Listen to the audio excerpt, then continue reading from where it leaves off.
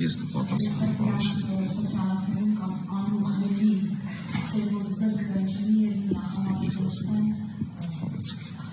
Տեսեք, նախ սկզբանե, եթե նկատեցիք, մենք համաներում բառ չենք օգտագործել, որովհետև սա համաներում չի, սա մոդելի փոփոխություն է, եւ երկրորդ ուզում կարճ արձագանքել, ասել, որ եթե կան այդպիսի մարդիկ, ովքեր պոտենցիալ կրկնելու են այն արարքը, որի համար իրենք զրկվել են վարարմունքից, ես վստահեցնում եմ, որ 6 տուգանային միավորը իրենց համար 2 օրվա սպառելու հարց է լինելու։ Այսինքն սա հնարավորություն է բոլոր այն մարդկանց, ովքեր պատրաստ են ընդառաջ գնալ պետության մեկնած ձեռքին, փոխել իրենց վարկագիծը, դրսևորել պատշաճ վարորդի վարկագիծ, հետո նոր ստանալ 13 տուգանային միավոր։ Բոլոր այն մարդիկ, ովքեր չեն գնա ընդառաջ այս նախաձեռնությանը եւ կդրսևորեն հակառակ վարկագիծը կամ կփորձեն իջհարը, այսպես ասած, գործադրել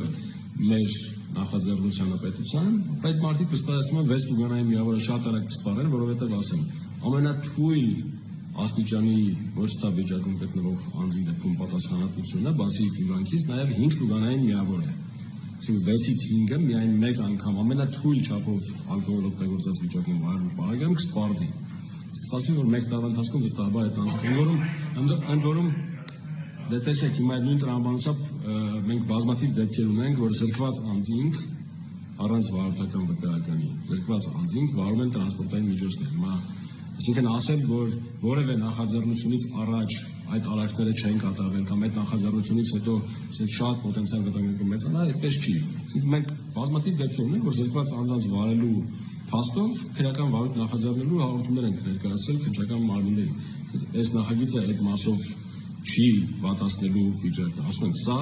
հնարավորություն է տալ այն մարդկանց, ովքեր իրենց կարծիքով պատահականության, չգիտեմ, եզակի ինչ-որ արարքի պատճառով զրկվել են վարելու իրավունքից, մեկ անգամ օգտվել, փոխել վարկագիծը եւ վերադառնալ պատշաճ վարորդի կյանքին։ Եթե ոչ, ապա շատ արագ որում մենք նշեցինք, որ 6 բալի սպառելը ինքը ոչ թե կասեցման է հանգեցնելու ինչպես մյուս տուգանային միավորների պարագայում, այլ մի անգամից զրկման է հանգեցնելու 1 տարի ժամկետով։ Եվ դրանից հետո արդեն բնականաբար տեսական եւ գործնական քննությունները հանձնելու վերականգնումով։ Ես ասեմ, որ ձեր հարցը ցանկացած փոփոխության պարագայում կարող է լինել որպես հարց։ Իսկ այնպեսի լուծում չի կարող լինել, որովհետեւ ձեր ասածը տեսականորեն հնարավոր չէ հերքել։ Բայց ինչպես պարոն Շնգյանը ճիշտ նկատեց, հիմա կարող են լինել այդպիսի իրավիճակներ։ Այնպես որ հարցը նորմալ է, բայց հարցի հավանականությունը պետք է գնահատել, բայց ես օգտվելով առիթից եւս մեկ անգամ ցանկանում եմ շեշտել այդ վարկագծային բաղադրիչը իսկապես պարոն Շնգյանը շատ դիպուկ նկատեց, որ վարորդի վարկագծի սա վարորդին պետության մեկնած ձեռքն է եւ ես ուզում եմ մեր վարորդներին դիմել, որպեսզի այդ փորձաշրջանի ընթացքը համարեն ինքնադրսևորման եւ վստահության ապացուցման մի շրջան,